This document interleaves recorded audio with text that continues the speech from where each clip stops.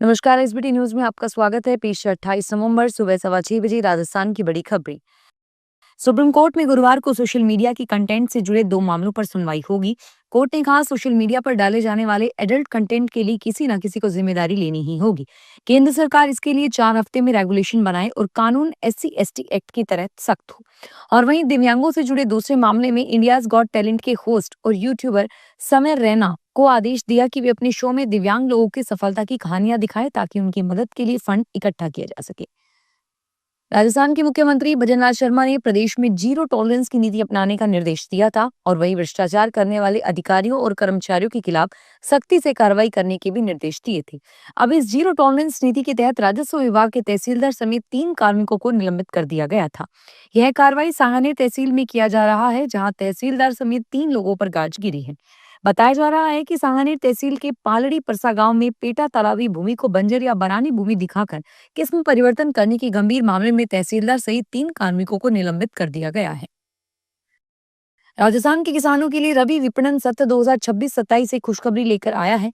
राज्य सरकार ने इस बार गेहूं का MSP बढ़ाकर 2585 प्रति क्विंटल कर दिया है। FSCI ने भी स्पष्ट कर दिया है कि खरीद प्रक्रिया पूरी तरह पारदर्शी होगी और किसानों के भुगतान को 48 घंटे के भीतर सीधे उनके बैंक अकाउंट में भेज दिया जाएगा। उदयपुर में इस वर्ष गेहूं खरीद का लक्ष्य बढ़ाकर 55,000 मीट्रिक टन कर दिया गया है, जो पिछले वर्ष के मुकाबले अधिक है। सरकार का लक्ष्य है कि प्रदेश के अधिक से अधिक किसान MSP का लाभ उठा सके और उनकी उपज का उचित मूल्य उन्हें मिल सके। राजस्थान ओबीसी आयोग के अध्यक्ष सेवानिवृत्त न्यायाधीश मदन लाल भाटी ने कहा कि ओबीसी को राजनीतिक प्रतिनिधित्व को लेकर आयोग अपनी रिपोर्ट निकाय और पंचायत चुनाव से पहले सौंप देगा। आयोग अध्यक्ष ने गुरुवार को बीकानेर में संभाग स्तरीय जन सुनवाई की और लोगों से सुझाव ली। सुप्रीम कोर्ट के निर्देश के बाद राज्य में निकाय और पंचायती राज के चुनावों में ओबीसी को राजनीतिक प्रतिनिधित्व देने के लिए ओबीसी आयोग का गठन किया गया था। इसी सिलसिले में बीकानेर के दौरे पर आए आयोग के अध्यक्ष मदन लाल भाटी ने कहा कि आने वाले पंचायती राज चुनावों में आयोग की रिपोर्ट के आधार पर ओबीसी को राजनीतिक प्रतिनिधित्व के तौर पर आरक्षण मिलेगा। कोटपुतली में भ्रष्टाचार निरोधक ब्यूरो ने गुरुवार को पनियाला थाने में कार्रवाई करते हुए कांस्टेबल प्रवीण कुमार को 20,000 रुपए की रिश्वत लेते हुए गिरफ्तार किया। आरोपी सड़क दुर्घटना के मामले में दोनों पक्षों से समझौता करवाने के नाम पर वसूली कर रहा था। खास बात यह है कि आरोपी कांस्टेबल को 2 माह पहले ही पटियाला थाने में तैनाती मिली थी, लेकिन थाने पहुंचते ही उसने अवैध वसूली के जरिए दलाली का खेल शुरू कर दिया। राजस्थान की राजधानी जयपुर में गुरुवार को नए आपराधिक कानूनों के प्रभावी क्रियान्वयन के लिए इंटर एजेंसी कैपेसिटी बिल्डिंग पर महत्वपूर्ण 2 दिवसीय सम्मेलन का उद्घाटन हुआ। Centre detective training institute Jaipur में आयोजित सम्मेलन के उद्घाटन सत्र की मुख्य अतिथि गृह राज्य मंत्री जवाहर सिंह बेडम ने अपने संबोधन में पंचायती राज संस्थाओं की जमीनी स्तर पर महत्वपूर्ण भूमिका को रेखांकित किया। उन्होंने बेहतर आपराधिक न्याय प्रणाली के लिए समयबद्ध प्रतिक्रिया, पारदर्शी प्रशासन और अंतर विभागीय समन्वय को अनिवार्य बताया। राजस्थान भाजपा प्रदेशाध्यक्ष मदन राठौड़ ने 480 दिन के बाद अपनी 34 सदस्यीय प्रदेश कार्यकारिणी घोषित की। इसमें 9 उपाध्यक्ष, 4 महामंत्री, 7 मंत्री, 1 प्रकोष्ठ प्रभारी, 7 प्रवक्ता शामिल हैं। कार्यकारिणी में इस बार केवल 2 विधायकों, बगरू विधायक कैलाश वर्मा और विराटनगर विधायक कुलदीप धनखड़ को प्रदेश प्रवक्ता के रूप में जगह मिली है, जबकि उपाध्यक्ष, महामंत्री और मंत्री जैसे मुख्य पदों पर किसी विधायक या सांसद को शामिल नहीं किया गया। पार्टी ने संगठनात्मक कार्यों के लिए कार्यकर्ताओं को प्राथमिकता दी है और वहीं वर्तमान में पूर्व सांसद, विधायकों और नेताओं को कार्यकारिणी में स्थान नहीं मिला। इस बार कई नए चेहरों को उपाध्यक्ष पद पर भी शामिल किया गया है। राजस्थान में सेना भर्ती का सपना देखने वाले युवाओं के लिए एक बड़ी खुशखबरी है। थल सेना में 1.8 लाख सैनिकों की कमी को देखते हुए अग्निवीर भर्ती की प्रक्रिया को बड़े स्तर पर बढ़ाने की योजना बनाई है। अब हर साल 1 लाख अग्निवीर भर्ती किए जाएंगे, जिसमें राजस्थान के युवाओं को सेना में शामिल होने का मौका मिलेगा। केंद्र सरकार ने सेना में सैनिकों की कमी को देखते हुए अग्निवीर भर्ती योजना को तेजी से बढ़ाने का फैसला लिया है। सीकर के अजीतगढ़ आगमन पर पूर्व मुख्यमंत्री अशोक गहलोत ने मीडिया से इशारों इशारों में कहा कि राजस्थान की भाजपा सरकार हर मोर्चे पर विफल है। उन्होंने कहा कि राजस्थान की कानून व्यवस्था बिल्कुल बिगड़ चुकी है।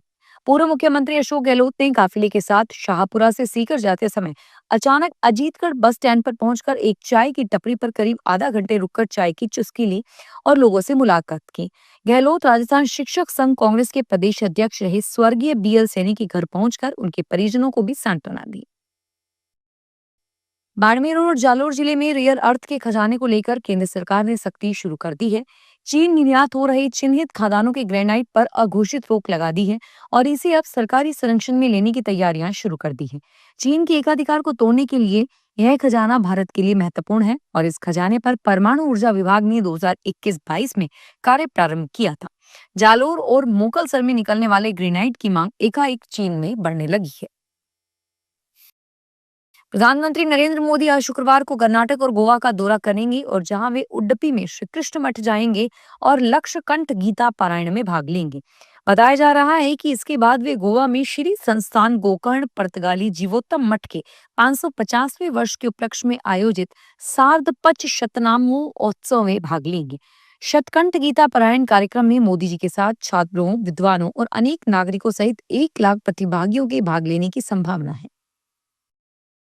राजस्थान के नागौर जिले के देवरिया जाटान गांव में रहने वाले किसान मल्लाराम बावरी इन दिनों सोशल मीडिया पर विषय बने हुए हैं चर्चा का। इसकी वजह है कि उनका विरोध दर्ज करने का अनोखा तरीका। मल्लालाल बावरी ने फसल बीमा क्लेम नहीं मिलने से परेशान होकर अपने खेत में 500 से 500 रुपए के नोट बो दिए। ग्रामीणों और सोशल मीडिया पर लोग इसे किसान की पीड़ा और व्यवस्था की विफलता का विरोध बता रहे हैं। किसान द्वारा खेत में नोट बोने का वीडियो तेजी से वायरल हो रहा है, जिस मामले ने जोर पकड़ लिया है। झारखंड में दुमका रेलवे स्टेशन के पास गुरुवार को एक बड़ी रेल दुर्घटना होने से टल गई। रामपुरहाट से जीसीडी जाने वाली पैसेंजर ट्रेन जैसे ही दुमका स्टेशन के नजदीक पहुंची, अचानक उसके 2 डिब्बे पटरी से उतर गए। घटना के बाद यात्रियों में अफरा तफरी मच गई और इस दौरान बेपटरी हुए डिब्बों ने ओएचआई पोल को भी क्षतिग्रस्त कर दिया। ट्रेन की स्पीड काफी कम थी, जिसके कारण किसी प्रकार की भी जान माल की हानि नहीं हुई। उत्तर मध्य रेलवे के प्रयागराज मंडल ने अनावश्यक अलार्म चेन पुलिंग के मामलों को रोकने के लिए जनवरी 2025 से विशेष अभियान शुरू किया है। इस अभियान के तहत 4705 लोगों को गिरफ्तार किया गया। नवंबर में 318 यात्रियों के खिलाफ कार्रवाई की गई। उत्तर मंडल रेलवे के मंडलाध्यक्ष ने बताया कि चेन पुलिंग के मामलों पर रोक लगाने के लिए जनवरी 2025 से विशेष अभियान चलाया जा रहा है और जनवरी 2025 से 26 नवंबर तक अभियान के तहत 4705 लोगों को गिरफ्तार किया गया। असम विधानसभा ने बहुविवाह पर प्रतिबंध लगाने वाले एक ऐतिहासिक बिल को पास कर दिया है और इस कानून के लागू होने के बाद असम में 1 से ज्यादा विवाह करना अपराध है। इस कानून का उल्लंघन करने वाले दोषी व्यक्ति को 7 साल की जेल हो सकती है और ऐसा मामला सामने आने पर पीड़िता को मुआवजे के लिए 2 लाख रुपए का मुआवजा देने का भी प्रावधान है।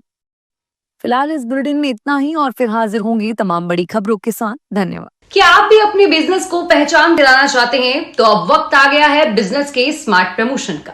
हम बनाते हैं आपके ब्रांड और संस्थान के लिए ऐसी वीडियो और रील ऐप जो लोगों का ध्यान खींचे और लंबे समय तक उन्हें याद रहे और आपके संस्थान को आगे बढ़ाए। क्रिएटिव स्क्रिप्ट से लेकर फाइनल एडिटिंग तक सब कुछ एक ही जगह पर। हम आपके ऐड को पब्लिश करते हैं हमारे चैनल एसबीटी चैनल के इंस्टाग्राम, फेसबुक और यूट्यूब प्लेटफॉर्म पर। आपका बिजनेस पहुंचेगा हमारे चैनल के लाखों फॉलोवर्स तक, ज्यादा रीच, ज्यादा पहचान और ज्यादा ग्रोथ, क्योंकि अब हर संस्था डिजर्व करती है डिजिटल स्पॉटलाइट। तो कांटेक्ट करें नीचे दिए गए नंबर्स पर 9887396567, 9414393284 पर। Thank you so much.